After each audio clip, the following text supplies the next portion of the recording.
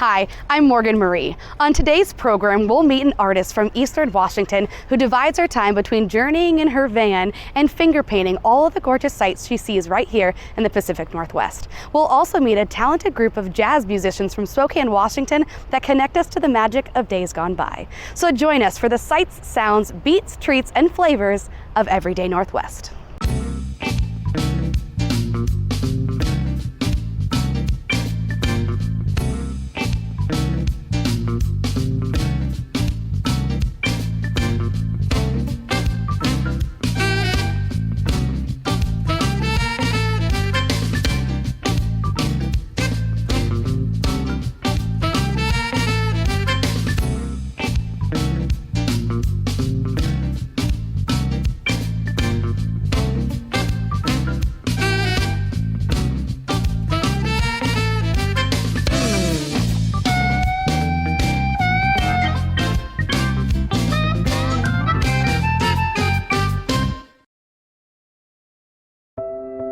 From paint on her hands to adventures in vans, Christina Dubell is truly connected with the natural experiences in life. See how her love for nature is transferred from her mind to her fingertips, creating works in vibrant color and expression. I was raised on 500 acres, so I spent my childhood running around in the woods and playing with animals and fishing and all that stuff. So that created the monster that is me chasing the wild all the time.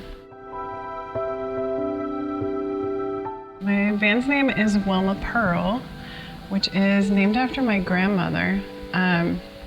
So my grandma was a little wild and crazy, and her retirement plan, my grandfather died when he was pretty young, so my grandma's retirement plan was to get a white van and an Airstream and travel around the country.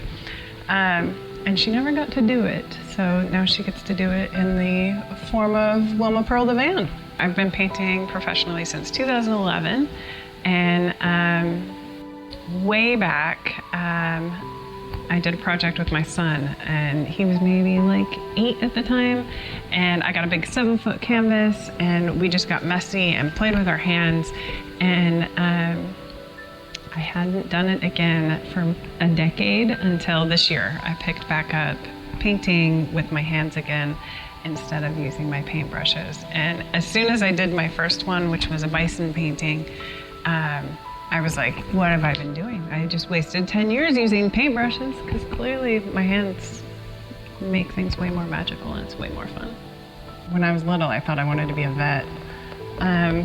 And I did some job shadowing at a vet clinic and realized that I do not like blood.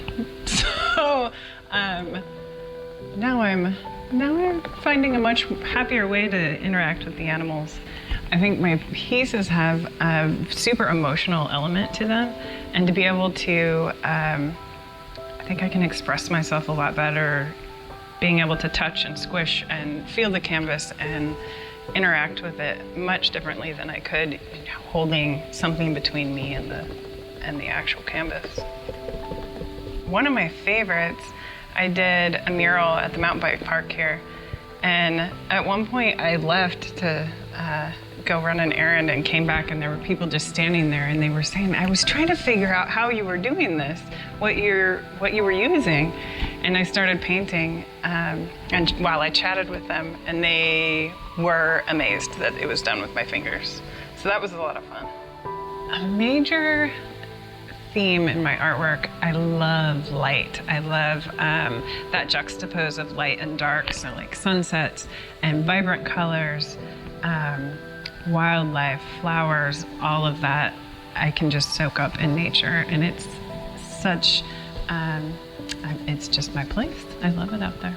I have done some, like where I've like hung my canvas on a tree and been out there painting in the wild, and that's been fun as well. It feels more like almost dancing with my canvas. I get to be moving and interacting and feeling the rough texture and the squishy paint and everything about it. I just love. I had somebody ask me the other day, how I choose my colors. And the answer is purely like emotion-based of, obviously they're not realistic colors, and it's totally just based on feeling and my mood that day. And it's been so much fun.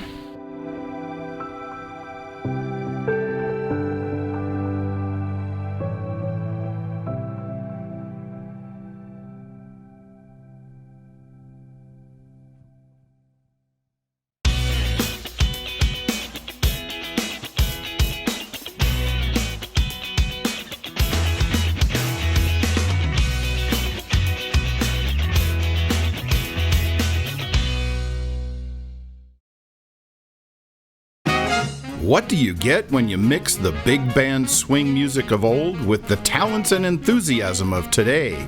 You get the Zonky Jazz Band of Spokane.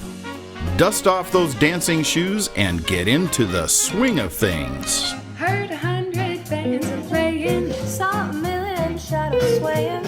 Everyone was hip hip hooraying. I was swinging a dream.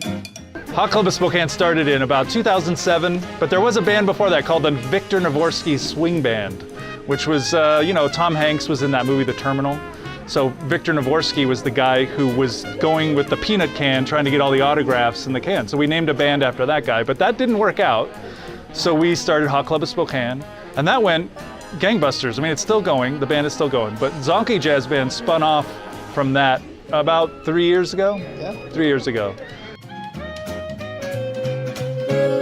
We play music specifically for the kind of dancing that they do, which is Lindy Hop and Balboa and Collegiate Shag and quite a few, like Charleston. Yeah, East and West Coast Swing, Jitterbug to some degree. Zonky Jazz Band plays mainly at the Lucky You Lounge, and then the rest of the time it's mostly festivals and weddings and corporate events. So really the best place to see us live is at the Lucky You Lounge. There's about, I would say 12 to 15 people that could at any time be called upon to play in Zonky, but there's about 9 of us that play regularly.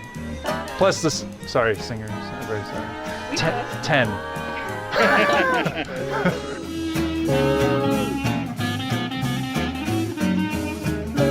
We're making an album, and we're really excited because it's a tribute to Mildred Bailey, and Mildred Bailey was a singer that came from the area, from Spokane. She was born around Tico, about 1900, and she actually played some clubs in Spokane, like Charlie Dale's was a speakeasy that she sang at, and the Auditorium Theater, which is today the River Park Square.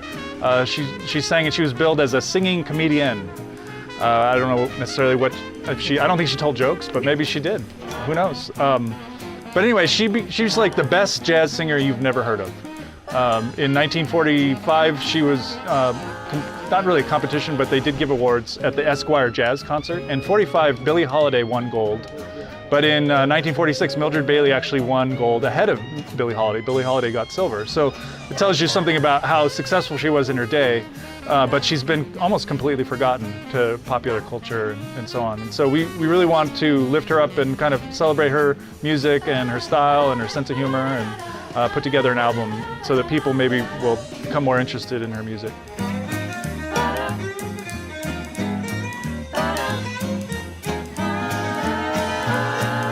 We would love to play festivals. That's really my whole focus right now. That's one of the reasons for the album, is we really want to play festivals, and two basic kinds. One is the normal traditional kind of like Newport or Monterey Jazz Festival that you'd think of, but also dance festivals are really big right now in America, and there's huge festivals all over the country, in Dallas and Houston and Washington, D.C., New Orleans, L.A. There's a really small town in North Carolina that has a huge New Year's Eve dance festival, and dance bands from all over the country go and play for the dancers, and there's like thousands of dancers at these events, and I just frankly would love to be on stage to see all that.